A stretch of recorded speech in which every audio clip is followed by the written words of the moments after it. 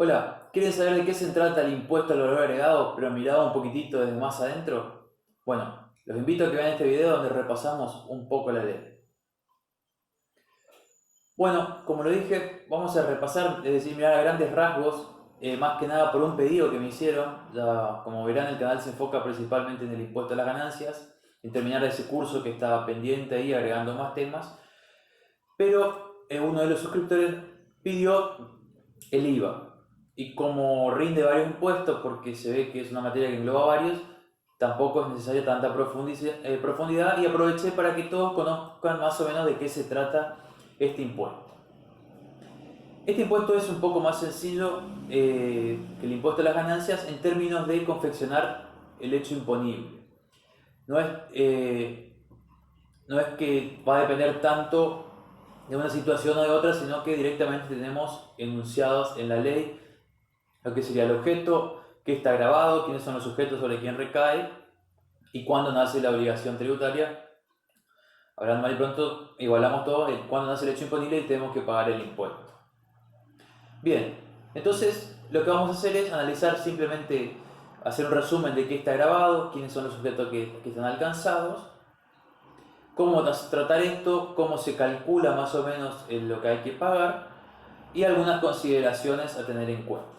Entonces, con la ley de mano, para no ir perdiendo el hilo de lo que les quiero decir, les voy a comentar. Entonces, rápidamente, en este impuesto vemos lo que es el tema de importaciones de manera más, se pronuncia más, ¿no es cierto? Entonces, vamos a tener que están dentro del objeto las ventas de cosas muebles efectuadas en el país, obra, locación e importación de servicios efectuadas acá, lo llamado importación de servicios, la importación de cosas muebles, y se agrega luego los servicios digitales con ciertas particularidades, ¿no es cierto? Que no es el objeto profundizar en eso, así que vamos a seguir. Lo más importante de este impuesto es el concepto de venta, como lo llaman así, o lo que se asimila a venta, que se encuentra en el artículo siguiente. Van a ver que es toda enajenación, ¿no es cierto? Lo importante es que sea a título oneroso en la que se transmite el dominio. Y les da un montón de ejemplos, ¿no es cierto? Y por otro lado, hay varios tipos de situaciones asimilables a la venta, como por ejemplo la desafectación de muebles de la actividad. Cierto tipo de prestación del servicio de agua, por ejemplo, cuando se realiza a través de medidores y otras cuestiones más. Pero como ustedes ven, la ley habla de prestaciones de servicios y venta de cosas muebles. Lo que hace después es tratar de definir de qué se trata la venta y no vamos a entrar en todos los conflictos doctrinarios y bueno, de dictamen y diferentes casos que hay sobre qué se considera, cuándo se considera configurada la venta y si eso es venta o no es venta, si esto está incluido o no. Y bueno, y obviamente también se va a considerar la actividad de los comisionistas o consignatarios, ¿no es cierto? Bueno, si ustedes van al artículo 3 van a encontrar todas las prestaciones que están grabadas, ¿no es cierto? Y no vamos a entrar tampoco en el debate de que si alguna tiene que tener un precio cierto o no, para que estén dentro del objeto del impuesto, ¿no? Porque es un debate que surge luego que se agrega un artículo que agrega más enunciaciones de las que ya hay, porque como ustedes ven, llega a un número y a partir de ese número vuelve a ser una enunciación de servicios grabados. Lo que nos interesa saber acá es que esos servicios se encuentran grabados, por lo tanto la ley hace una enunciación de lo que se encuentra como prestaciones grabadas. Entonces, tenemos lo que sería el objeto y por otro lado nos establece qué es el concepto de la venta, cuáles son estas prestaciones grabadas y pasa a lo que serían los sujetos. Entonces, en este caso vamos a ver que hay diferentes situaciones que se configuran. Por ejemplo, tenemos, dice, sujetos que hagan habitualidad de la venta de cosas muebles, realicen actos de comercio accidentales con las mismas o sean herederos o legatarios de responsables inscriptos cuando realicen actividades que hubiesen estado grabadas en cabeza de estas otras personas, ¿no es cierto? Realicen en nombre propio, pero por cuenta de terceros, ventas o compras. Los que importen definitivamente cosas muebles, los que se llaman empresa constructora, es decir, que realizan construcciones por sí mismos a través de terceros sobre inmueble propio, que lo que se presume la ley o lo que intenta hacer entender la ley es que si yo construyo sobre un inmueble propio y después vendo o pido que construyan, estoy tratando de obtener lucro. Por lo tanto, está grabado. Estos sujetos se consideran sujetos del impuesto. Uno de los casos que vemos que se relaciona, sería como un hecho imponible compuesto, ¿no es cierto? Bien, ¿qué presta servicios grabados? ¿Cuáles son los servicios grabados? Los que están enunciados en el artículo 3. Y no se confundan que después esté exento, porque grabado quiere decir que está dentro del impuesto. La exención quiere decir que después se le da un beneficio a esa actividad.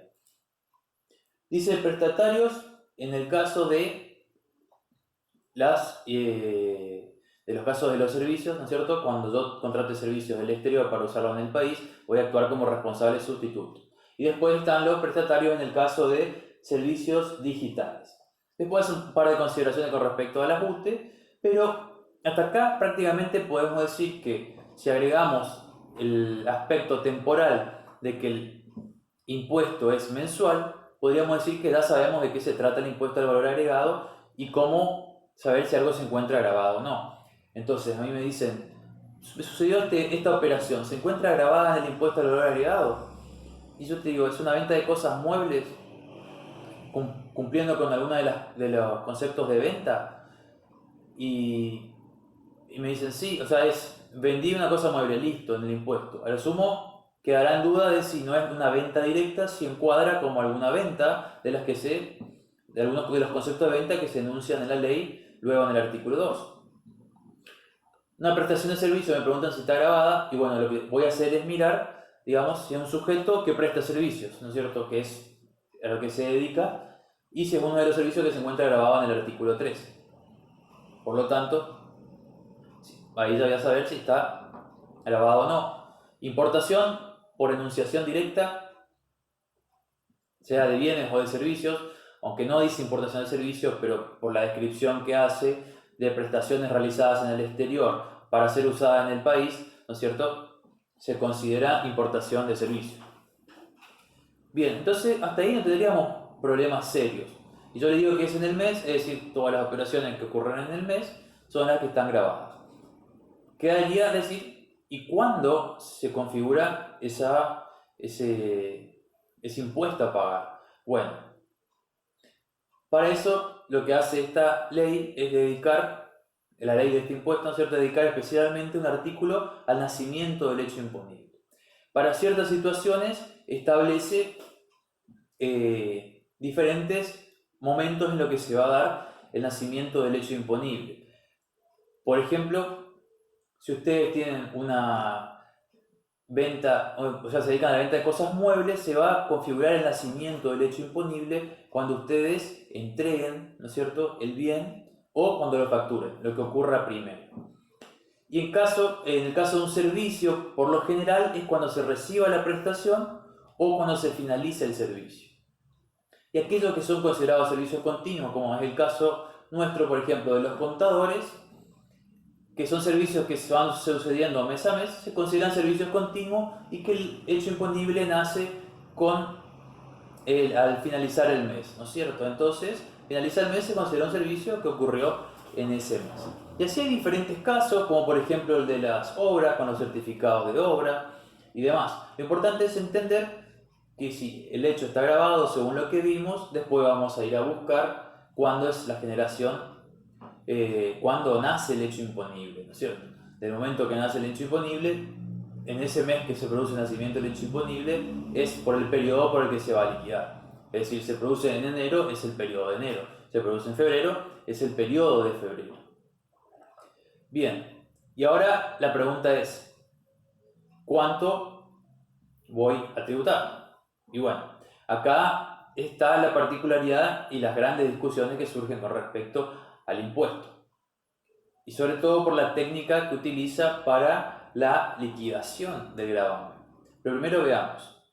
Hay un artículo específico con respecto a exenciones, que es bastante largo. De por sí, como siempre digo, las exenciones, verán que en el impuesto a la ganancia, que dediqué muchos videos, no dediqué mucho a las exenciones porque siempre considero que uno debe leerlas y después, en todo caso, si tiene cierta duda de si algo encuadra o no en una exención, va y lo repasa. Tenemos después un artículo dedicado prácticamente a la base imponible, uno al débito fiscal, otro al crédito fiscal y después a lo que es el prorrateo del crédito fiscal. Ustedes se preguntarán, ¿qué es el prorrateo del crédito fiscal? ¿Por qué hay un artículo dedicado a la base imponible? Bueno, porque así como hay diferentes situaciones o diferentes momentos en los que nace el hecho imponible, de acuerdo a como vimos, puede ser una venta de cosa mueble, puede ser la prestación de servicio, puede ser una importación que nace con el despacho definitivo a plaza, ¿no es cierto? Pueden darse diferentes situaciones y por lo tanto la ley establece ciertos criterios generales que van a incluir la base imponible siempre, que no es muy complicado, está en el artículo 10, y ciertas cuestiones que no. Y después tenemos cada uno de los casos particulares, como por ejemplo, no va a estar alcanzada la parte de terreno cuando enajene un inmueble, y ese tipo de cuestiones que hacen a cada tipo de operación en particular. Pero hasta acá vamos hilando, ¿no es cierto? Tenemos el objeto, el sujeto, cuándo nace la operación, y ahora tenemos en el quantum de la obligación tributaria, es decir, para determinar sobre qué va a recaer la alícuota del impuesto. Y bien, una vez que tenemos esa obligación, vamos a determinar multiplicando el monto de la base imponible por la alícuota que le corresponde. Entonces, vamos a ver que de acuerdo a esto, podemos encontrarnos en un mismo periodo con varias operaciones alcanzadas por diferentes alícuotas, ¿no es cierto? Así lo mismo cuando yo como responsable inscripto realice compras y quiera tomarme el crédito fiscal, puedo tener diferentes créditos fiscales, o sea, créditos fiscales originados por diferentes alícuotas. Es decir, ahora vamos a ver cuál es la técnica de liquidación del impuesto y vamos a tocar lo que es el débito fiscal y el crédito fiscal. Hasta ahora sabemos que el débito fiscal sería la parte que tenemos que pagar. El crédito fiscal sería la parte que nos sacamos de las compras. Entonces, hablando mal y pronto, lo que yo facturo es lo que me genera débito fiscal. Y lo que yo pago, compro, es lo que me genera crédito fiscal. Bien, en el artículo dedicado al crédito fiscal van a ver cuáles cuestiones no se consideran créditos fiscales y no se pueden tomar o hay limitaciones para el cómputo del crédito fiscal. Pero la idea es que entendamos este impuesto de manera completa y que después cada uno se detenga en esos aspectos particulares o deje su consulta. Bien, entonces yo tengo base imponible, alícuota, me da el débito fiscal. Cuando haga la declaración voy a hacer por separado de acuerdo a la actividad y de acuerdo a la alícuota, ¿no es cierto? Sí, hay actividades que pueden tener diferentes alícuotas. Por ejemplo, la provisión de agua, si la hago a responsable inscripto, va a tener una alícuota más alta que si lo hago a un consumidor final. Todo lo contrario a lo que sucede en ingresos brutos. Entonces, tenemos el débito fiscal y después tenemos el crédito fiscal. Suponiendo que está todo, que realizamos actividades grabadas, que no hay actividades exentas, nos podemos tomar todo el crédito fiscal. Débito fiscal menos crédito fiscal nos da el saldo técnico a pagar. ¿Qué sería esto? Esto sería como el impuesto determinado en el impuesto a las ganancias. Es decir, ese valor al que luego le vamos a restar retenciones, percepciones, pago a cuenta y demás. Más allá de las particularidades que tiene la vida práctica del IVA. Como ser el crédito por estar al día con las contribuciones de la seguridad social. Pero no es, como digo yo, el tema de este video. El tema es que ustedes sepan que al débito restamos el crédito y nos da el saldo técnico. Ahora una particularidad de la técnica de liquidación del IVA, y es que aquellas situaciones que me disminuyen el débito fiscal, es decir, por ejemplo, hago un descuento, hago una nota de crédito porque me pagó antes de tiempo la prestación o porque facturé mal, entonces hago una nota de crédito, no voy a restar en la liquidación disminuyendo el débito. Y entre paréntesis dirán ustedes, esto es una tontería. Bueno, les va a dar el mismo valor, pero tengo que enseñarle cuál es la forma correcta de hacer las cosas. Es decir, hay muchos que directamente, por error, por no tener en cuenta, restan a la base imponible de la venta el descuento que aplicaron o a ese valor mal facturado restan la nota de crédito que hicieron para llegar al valor correcto. Y no, lo que dice la ley es que todo lo que resta el débito fiscal va a ir sumando al crédito fiscal, que en síntesis es lo mismo. Es más grande el valor que resta por este lado, y bueno, y lo que va restando el crédito fiscal, va a ir sumando el débito fiscal. Es la técnica de liquidación del impuesto. Es decir, este débito fiscal se ha calculado a diferentes alícuotas y este crédito fiscal que me computé da por diferentes alícuotas. Llegamos a ese saldo técnico que le digo que se equipara al impuesto determinado. ¿Por qué? Porque después puede ser que nos dé a pagar, pero después restando retenciones, percepciones y demás, podemos tener un saldo a favor. O se puede ver disminuido ese saldo a pagar. Incluso pueden tener un saldo técnico a favor. ¿Por qué? Puede estar trabajando con operaciones que tributan al 10,5 la alícuota y tener crédito fiscal de operaciones que tributan al 21%. Suele pasar en la actividad agropecuaria. Por otro lado, tienen que saber que las exportaciones se encuentran exentas, por lo tanto van a acumular constantemente el crédito fiscal y en sí vale decir que se consideran como grabadas a tasa cero. ¿Por qué? Porque si nosotros decimos que algo está exento, tenemos que prorratear el crédito fiscal. ¿Qué quiere decir? Que yo por las actividades exentas no puedo tomarme el crédito fiscal. Si yo sé de manera cierta cuál es, directamente no me lo tomo. Pero cuando tengo tantas actividades, tantas operaciones, voy a tener que hacer a fin de año un coeficiente que calcule en qué porcentaje no me tomo el crédito fiscal de cada mes, porque ese es el porcentaje de actividades exentas en relación al total de las actividades. Entonces, por eso decimos que las exportaciones están grabadas a tasa cero, porque de decir que están exentas no nos podríamos tomar el crédito fiscal y se permite que las exportaciones se tomen el crédito fiscal. Es más, otro tema, la devolución del saldo a favores y demás, no es objeto de este video y muy difícil sea de un curso normal de IVA que se trate ese tema en particular, digamos. Tiene todo un operatorio. Entonces hasta acá que llegamos, está el saldo técnico y después llegamos que hay un saldo a favor. Bien, ¿y cuándo se paga el IVA?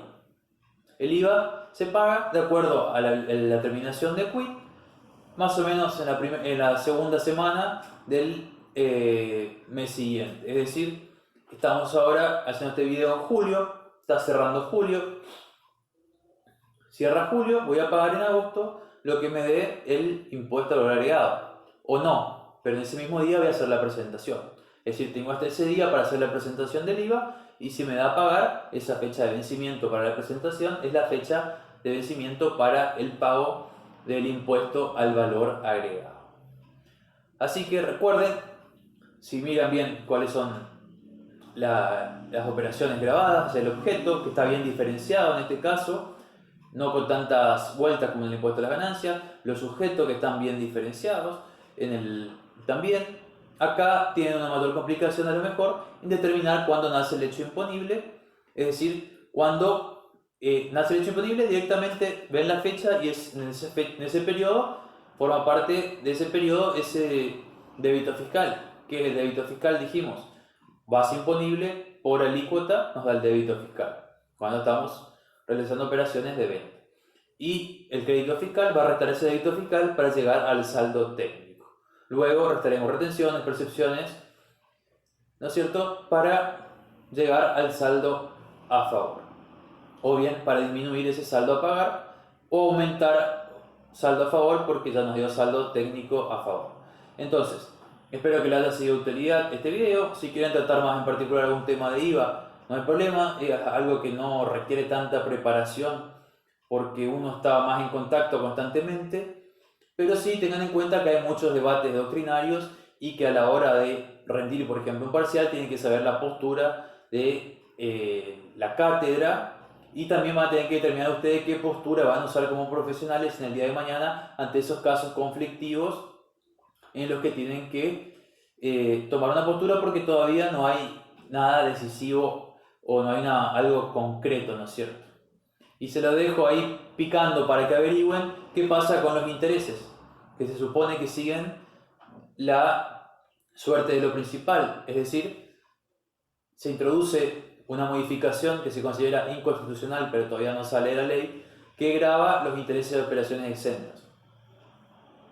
Los dejo para que averigüen eso y bueno, ahí tendrán ustedes que ver qué criterio toman por más de que se considere inconstitucional. Bueno, fíjense qué criterio tomaría la cátedra en ese caso. Espero que les sirva y que a los que están viendo esto no por cuestiones académicas y si por cuestiones prácticas están necesitando algo de IVA, alguna cuestión, no dejen de dejar su comentario, no duden en dejar su comentario, y vamos a seguir analizando cuestiones particulares de la liquidación del impuesto y otras cuestiones teóricas, siempre viéndolo de una manera general y no conflictiva. Así que bueno, los estamos viendo pronto. Chao, chao.